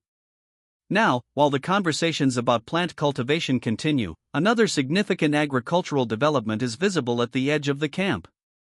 A young wolf, or what appears at first glance to be a wolf, lies calmly near one of the shelters, watching the human activity with alert but unthreatening interest. "Not quite wolf anymore," explains a camp member, seeing your curious look. "His mother came to our fires in winter when I was a child, hungry, less afraid than most. Her pups were born near camp. This one's grandfather, maybe great-grandfather." The animal somewhere in the transition from wolf to dog represents another profound change happening in some human communities. The process of animal domestication had begun not through capture and taming of wild adults but through generations of selection for animals that could tolerate human proximity. A child approaches the wolf dog and it responds with a wagging tail and submissive posture. The interaction is cautious on both sides, but clearly familiar. This isn't a pet in the modern sense, but neither is it a wild animal. It occupies a middle ground, living in association with humans, receiving food scraps and occasional affection in exchange for alerting the camp to dangers and possibly helping with hunting. "He warns when strangers come," says the child proudly, and helps find wounded deer when they run after being struck. Later in the day, the conversation turns to another form of emerging agriculture. One of the elders mentions noticing wild goat herds returning to the same meadows each spring. "If we built a brush fence in that narrow valley pass," he suggests, "we could keep some from wandering off." Have them closer when we need meat. This idea, not yet implemented, but being seriously discussed, represents the early thinking that would eventually lead to animal husbandry, not capturing wild animals, but subtly manipulating their movement, gradually increasing human control over their breeding and behavior. The hill people south of the Great Lake are doing that with sheep, offers one of the visitors, building stone circles to keep them in one meadow, taking just a few for meat, letting the rest breed. These casual exchanges of information were crucial to the spread of agricultural knowledge. Ideas moved along trade routes and kinship networks, being adapted and modified for local conditions as they traveled. There was no single invention of agriculture, but thousands of small innovations and adaptations happening in parallel across many communities. As evening approaches, the combined group prepares a meal together. The visiting women have brought some of their cultivated grain, which they prepare by grinding between stones and then cooking into a simple flatbread on hot rocks by the fire. It's offered to everyone to taste. A novel food that generates considerable discussion. Tastes sweeter than the wild grain, comments someone. But is it worth the work of tending it? Questions another. When the wild grain grows everywhere if you know where to look. This practical assessment highlights an important aspect of the transition to agriculture. It wasn't obviously better than hunting and gathering in all circumstances. In many environments, traditional foraging remained more efficient and reliable than early cultivation attempts. The shift toward agriculture happened first in specific regions where conditions made it comparatively advantageous. As the meal continues, the conversation moves to the broader implications of these plant-tending practices. The visitors explained that they're spending more time in one location than they used to, returning to the same camp repeatedly to check on their growing plants. We still move with the seasons, clarifies the older woman, but always back to the plant fields when it's time to tend them. This represents another crucial transition from fully nomadic lifestyles to patterns involving at least partial sedentism. Not year-round permanent settlement yet, but a seasonal cycle that repeatedly included the same locations, particularly those where cultivated plants were growing. And the plants like it there now, adds the younger visitor. They grow better in the places we've put them for many seasons. The soil changes. This observation reflects another reality of early agriculture. The gradual modification of the landscape itself through human activity.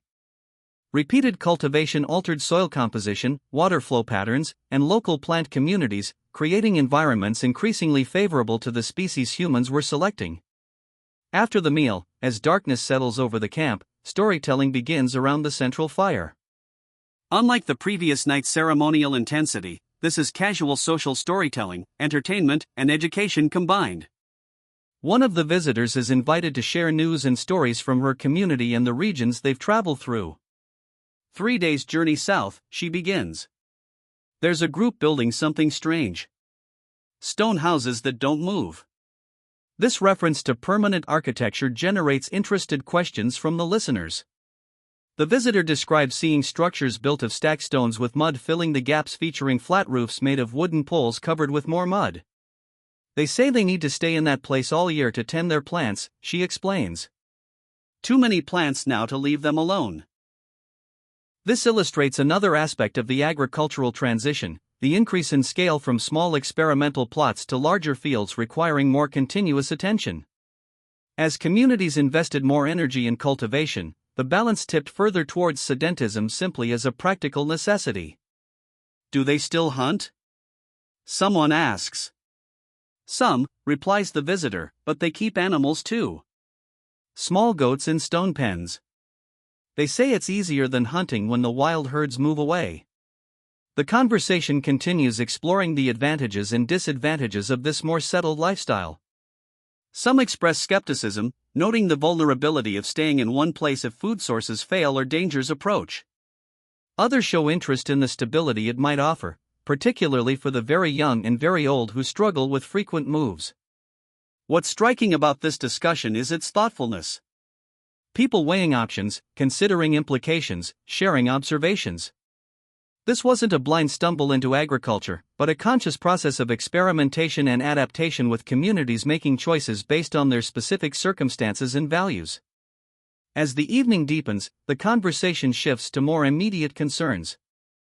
plans for the next day's activities, preparations needed for the eventual move to the summer camp, observations about weather patterns and animal movements. The agricultural discussions aren't separate from these practical matters, but integrated with them. One set of options among many that the community is considering. Before people begin drifting off to sleep, one of the camp leaders raises a question with the visitors. "These seeds you've brought," he says, gesturing to the small bag of cultivated grain. "Where would be the best place to try growing them here?" This initiates a more focused discussion about soil types, water access, sun exposure, and protection from foraging animals. All factors that would influence the success of this agricultural experiment. The community is considering adoption of this innovation, but in a careful, limited way, trying it alongside their existing food procurement strategies rather than immediately abandoning traditional practices. "We could clear that small flat area near the spring," suggests someone. "It gets sun most of the day."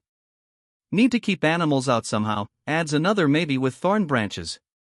This planning illustrates another feature of early agriculture. Its initial implementation as a supplement to hunting and gathering rather than a replacement. Communities maintain diverse food procurement strategies, with cultivation initially serving as just one method among many, an additional security measure rather than a complete system transformation. As people begin settling in for the night, returning to their family shelters or finding spaces near the central hearth, there's a sense of quiet excitement about tomorrow's project, creating a small experimental garden plot. Not a dramatic revolution, but a modest test of a new approach undertaken with practical curiosity rather than ideological commitment. This is how agriculture likely began in many places, not as a sudden revolution, but as a series of small experiments, adaptations, and innovations that gradually shifted the balance of how communities obtained their food. The full implications, permanent settlements, population growth, property concepts, social stratification, weren't visible to those early experimenters. They were simply trying to enhance their food security and stability in an environment that was itself changing rapidly. In your shelter that night, listening to the quiet conversation still continuing around the dying central fire, you might reflect on how this moment, seemingly ordinary, just one day among thousands in these people's lives, represents a hinge point in human history. The agricultural transition that was beginning in scattered locations around this time would eventually transform human society more fundamentally than any development since the control of fire. Yet for the people living through it, there was nothing revolutionary about these changes. They were simply doing what humans have always done. Observing their environment, experimenting with new techniques, adapting to changing circumstances, and sharing knowledge with others. The profound historical significance of their choices wasn't apparent to them, just as the long-term implications of our own technological and social innovations often remain invisible to us. The next morning brings a buzz of activity focused on the agricultural experiment. A site is chosen near the spring where the soil is dark and rich. A group works together to clear it of existing vegetation using digging sticks to turn the soil and stone scrapers to cut through tough roots. Children help by carrying away the cleared plant material, which will be used as kindling for fires. "Needs to be loose," advises the older visitor, demonstrating how to break up the clumps of soil with her hands so the new seeds can put their roots down easily. This represents another aspect of traditional ecological knowledge, understanding soil conditions that promote plant growth developed through generations of observation rather than formal soil science. The prepared area isn't large, perhaps 3 square, about the size of a modern kitchen table, but it represents a significant experiment for this community. When the soil is prepared to the visitor's satisfaction, she carefully opens her seed bag and demonstrates how to plant the grain, not scattered randomly, as might happen in nature, but placed deliberately in shallow depressions made with a finger, then covered lightly with soil. "Not too deep," she instructs, or they struggle to reach the light. The planting becomes a community activity with several people working together under the visitor's guidance. There's a sense of ceremony to it, though not the formal ritual of the previous night's spiritual gathering. This is a different kind of significance, the practical ceremony of trying something new, of engaging deliberately with natural processes. "Now we must tell the plants what we want from them," says the visitor when the planting is complete. She kneels beside the plot and speaks directly to the soil in a quiet voice. "Grow strong, make many seeds, feed our children." This communication with plants might seem purely superstitious to a modern observer, but it reflects a different understanding of the relationship between humans and other species. One where plants are understood as conscious participants in a reciprocal relationship rather than passive resources to be exploited. Addressing them directly was part of establishing and maintaining that relationship. After the planting, a simple fence is constructed around the plot using thorn branches arranged in a protective barrier. This isn't meant to establish ownership in the modern sense, but to protect the experiment from being disturbed by animals or unknowing human visitors. How long until they grow? Asks a child. Many days, replies the visitor. The moon will be full again, then half again before you see the first green shoots. This long time frame, weeks between planting and visible results, represents another challenge of early agriculture. It required patience and forward planning beyond what was needed for most hunting and gathering activities, as well as faith that the invested effort would eventually yield returns. Who will watch them when we move to the summer camp? Asks a practical-minded community member. Someone must come back to check, suggests the visitor. Bring water if the rains don't come. Keep animals away.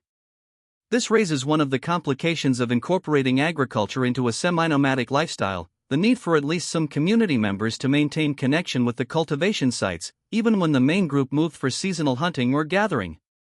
In some regions, this eventually led to community segmentation, with some members becoming more sedentary while others maintained more mobile patterns.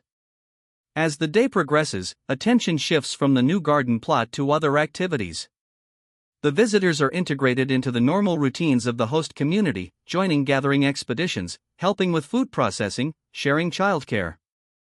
Their knowledge of plants proves valuable beyond the agricultural experiment as they identify medicinal uses for several local species that the host community hadn't recognized. This root crushed and mixed with fat draws poison from wounds, explains the older visitor, showing a particular plant to several interested community members. And these leaves steeped in hot water ease the pain of monthly bleeding. This exchange of medicinal knowledge was another crucial aspect of inter-community contact, allowing traditional healing practices to spread and adapt across regions. Without written pharmacopoeias, such face-to-face transmission was essential for maintaining and expanding the collective understanding of plant properties and uses. By afternoon, another aspect of the emerging agricultural revolution becomes visible. One of the host community members has been working quietly with materials gathered the previous day. Clay from the riverbank, crushed shell, and fine sand. She's forming small container shapes, smoothing them carefully with wet fingers. Like the ones the Stonehouse people use, explains the visitor. Seeing your interest in this activity for holding water, cooking food, they put them in fire until they become hard as stone. This represents the development of pottery, another technology closely associated with the transition to agriculture. While some hunter-gatherer groups developed ceramic technology independently, its widespread adoption generally coincided with increasing sedentism and food storage needs.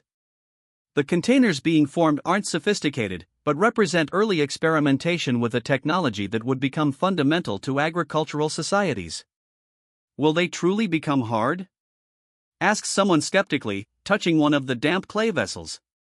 So they say, replies the visitor. I've seen the finished ones. They don't leak or fall apart, even holding hot water. As evening approaches again, the community's conversation returns to the broader implications of what they've learned from their visitors. The camp leaders sit together, discussing how these innovations might fit with their existing lifestyle. We could plant more next season if this one grows well, suggests one. Perhaps in several places along our yearly path, and check them as we move through, adds another. Harvest when ready. Leave some seeds for the next planting. This represents an intermediate adaptation, not full sedentism, but a modified mobility pattern that incorporated cultivated resources at multiple locations. Archaeological evidence suggests that many communities adopted such hybrid strategies during the transition period, maintaining the security of diverse food sources while beginning to incorporate agricultural elements. The discussion isn't universally enthusiastic. Some express concerns about depending too heavily on planted foods that might fail if weather patterns change. Others worry about the work involved in clearing and maintaining cultivation plots.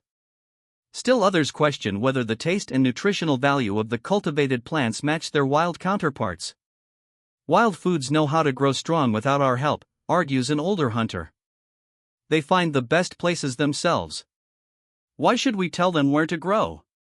This perspective reflects a sophisticated ecological understanding rather than simple conservatism. Many hunter-gatherers recognized that wild plants often contain more diverse nutrients than their cultivated counterparts and were better adapted to local conditions. The trade-off between quantity, often higher in cultivated plants, and quality, often superior in wild foods, was one that communities evaluated based on their specific circumstances. As night falls completely, the camp settles into its evening routine. Fires built up against the darkness, food shared, stories exchanged. But there's a subtle difference in the conversations compared to previous nights. People are thinking about longer time horizons, considering possibilities beyond the immediate seasonal cycle, imagining different ways of relating to the landscape around them. This cognitive shift was perhaps the most profound aspect of the agricultural transition. Not just changes in technology or subsistence patterns, but in how humans conceptualize time, place, and their own role in shaping the world. Hunter-gatherers typically worked within existing ecological systems. Agriculturalists increasingly created modified environments optimized for human purposes. Before sleep claims the camp, one of the community elders shares a dream she had the previous night. I saw our children's children, she says quietly, living in one place through many seasons, growing plants in wide circles around their homes, keeping animals near like the wolf dogs, but many different kinds. Their shelters were like small hills made of earth and stone. The dream isn't presented as prophecy, just as a possibility, one potential future among many that the community might choose or reject based on their values and circumstances. But it captures something essential about this historical moment. A glimpse of what might lie ahead as these small experiments and adaptations gradually accumulated into a transformed way of life. As you drift towards sleep again, wrapped in the same furs that have kept you warm through previous nights, you might reflect on how differently we understand this transition from how it was experienced by those living through it. With historical hindsight, we see agriculture as a revolution that fundamentally altered human society. For the people making these early experiments, it was simply one of many adaptive strategies they were exploring in response to a changing world. Neither inevitable nor accidental, the agricultural transition represented human ingenuity responding to specific challenges and opportunities. Changing climate, shifting resource distributions, growing population densities in some regions. The fact that similar innovations appeared independently in multiple locations around the world suggests that conditions were ripe for this transformation, but the specific paths communities took varied enormously based on local environments and cultural choices. And as sleep approaches, you might wonder how those early agriculturalists would view our modern world with its vast monoculture fields, industrial food systems, and profound disconnection from the natural processes that sustain us. Would they recognize it as the fulfillment of their modest experiments, or as something alien to their understanding of how humans should relate to the living world around them? The morning mist hangs low over the camp, softening edges, muffling sounds. You wake slowly, comfortably warm beneath your furs despite the cool dawn air. For a moment you simply lie still, listening to the quiet breathing of others around you, the distant call of birds, the gentle rustle of leaves in the breeze. Days have passed since the planting experiment. The visitors have moved on, continuing their journey to other camps, spreading their knowledge as they travel. Life has returned to its normal rhythms. Hunting, gathering, toolmaking, food preparation, the endless cycle of activities that sustain the community through changing seasons. But something subtle has shifted. The newly planted garden is checked daily, watered when needed, protected from foraging animals. Children peer eagerly at the soil, watching for the first green shoots. More importantly, conversations have taken on a different quality. People discussing not just immediate plans, but longer horizons, considering possibilities that stretch beyond the next seasonal move. If the seeds grow well, you overhear someone saying as you finally rise and move toward the central hearth, we might clear a larger area next spring. These aren't dramatic declarations of revolutionary change, but quiet speculations, tentative steps toward a different relationship with the land and its resources. Just as the first domesticated plants began as subtle variations of their wild ancestors, the transition in human thinking was gradual, almost imperceptible, small shifts accumulating over generations into profound transformation. Near the fire, an elder sits with several children using a stick to draw on the soft earth. You recognize the meandering line as the river that flows near the camp and the various marks indicating familiar landmarks along its course. Here is where we are now, he explains, making a circular mark. Here is the summer camp where we will go when the moon has been full twice more. Another mark further along the river. And here is where we will go when the leaves begin to change. A third mark. He's teaching them the community's annual migration pattern, the knowledge that allows them to be in the right places at the right times to harvest seasonal resources. This isn't random wandering, but a sophisticated adaptation to the temporal and spatial distribution of food sources across the landscape. But what if we stayed here? Asks one child, pointing to the first mark. Like the seed-growing people, the elder doesn't dismiss the question, but considers it thoughtfully. If we stayed, we would miss the salmon run in the summer camp and the autumn nuts that grow near the winter camp. We would need to find all our food in this one place through all the seasons. This simple explanation captures a profound ecological understanding. The recognition that mobility allowed hunter-gatherers to effectively harvest resources that were abundant in different locations at different times. Sedentism required either finding environments with unusual resource density or creating such environments through agricultural modification. Could we grow enough seeds to replace the salmon and nuts? Persists the child. Perhaps, the elder replies. That is what some groups are trying to learn, but it would mean changing many things about how we live. This conversation, speculative, exploratory, without definitive answers, represents how communities likely process the emerging possibilities of agriculture, not as an obvious improvement to be adopted without question, but as a complex set of trade-offs to be evaluated based on specific circumstances and values.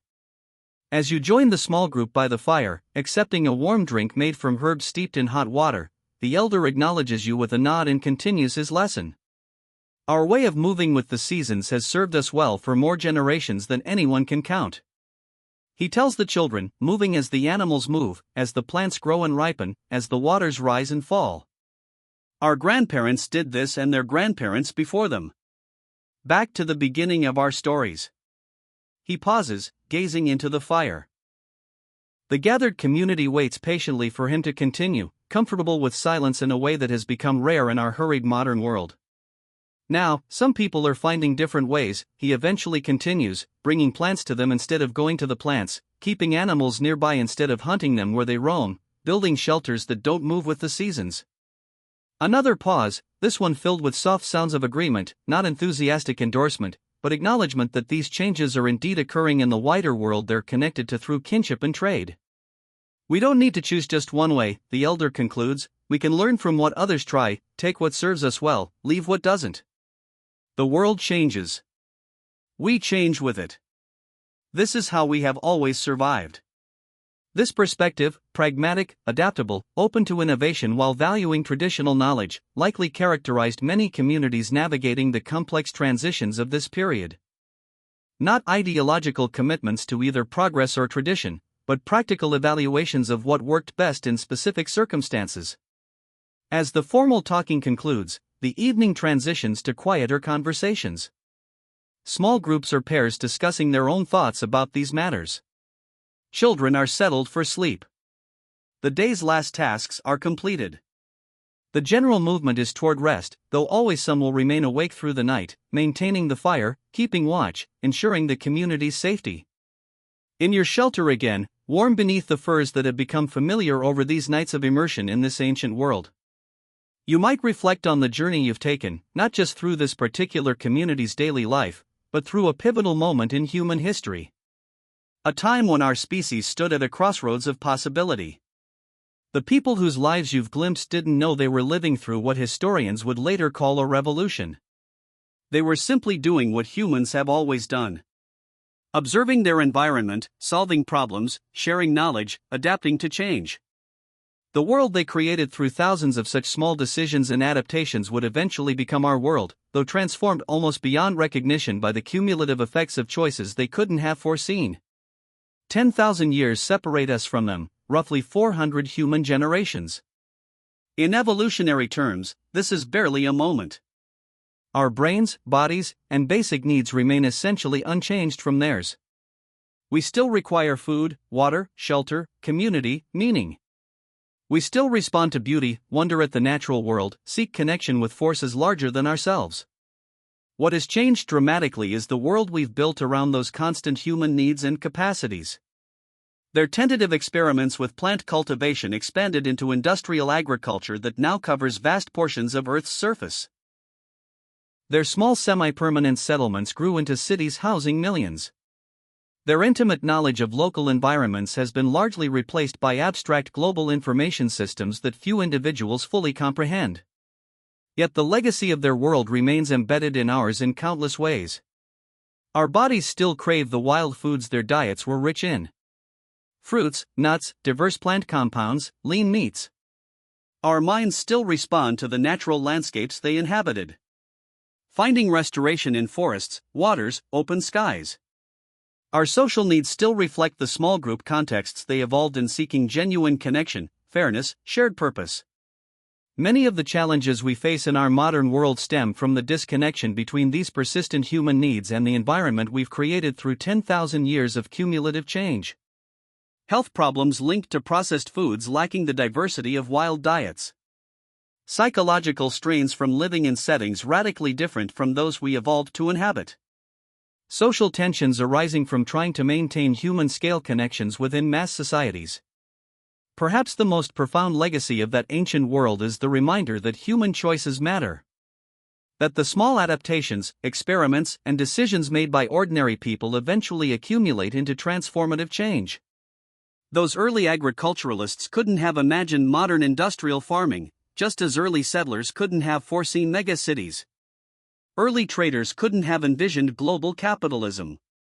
Yet each of these modern realities grew organically from those humble beginnings, not through any master plan, but through countless individual and community choices responding to immediate circumstances. The same process continues today with our choices about technology, environment, social organization, setting the direction for futures we can only dimly imagine. What wisdom might we recover from those ancestors living at the hinge point between the ancient world of hunting and gathering and the accelerating changes of agricultural civilization? Perhaps the elders' words capture it best. The balance between valuing traditional knowledge and remaining open to innovation, between maintaining proven survival strategies and adapting to changing conditions. We don't need to choose just one way. The world changes. We change with it. This is how we have always survived. This perspective, neither blindly conservative nor recklessly progressive, might serve us well as we face our own pivotal moment in human history, with climate change, technological revolution, and social transformation once again requiring us to rethink our relationship with the world and each other. As sleep approaches, the voices from the central hearth grow quieter, the fire's light dimming as it burns down to coals. The community that has welcomed you into their world settles into the profound rest that comes after days of physical activity in open air. They're breathing deep and regular in the darkness. You might imagine them dreaming of successful hunts and abundant harvests, of children growing strong, of seasons turning in their ancient rhythms. They couldn't dream of what their world would become over the centuries and millennia ahead, the civilizations that would rise and fall, the technologies that would transform human capability, the global networks that would eventually connect all corners of the planet. And yet, in a sense, they did dream it into being through their curiosity, creativity, and adaptability, through their willingness to experiment with new ways while holding on to what remained valuable from the old. Their legacy lives not just in our DNA, but in our persistent human capacity to face change with resilience, to learn from the past while imagining new possibilities. As your own consciousness begins to drift towards sleep, comfortable in your modern bed, so different from their fur-lined shelters, yet serving the same essential purpose, you carry with you a deeper connection to those distant ancestors, not as primitive forerunners, but as fully human beings navigating their world with the same fundamental capacities and concerns that we still share. The thread of human experience connects you across those 10,000 years. A continuity beneath all the dramatic changes in how we organize our lives and societies. And in that connection, there is both humility, recognizing how much we've forgotten of what they knew intimately, and hope.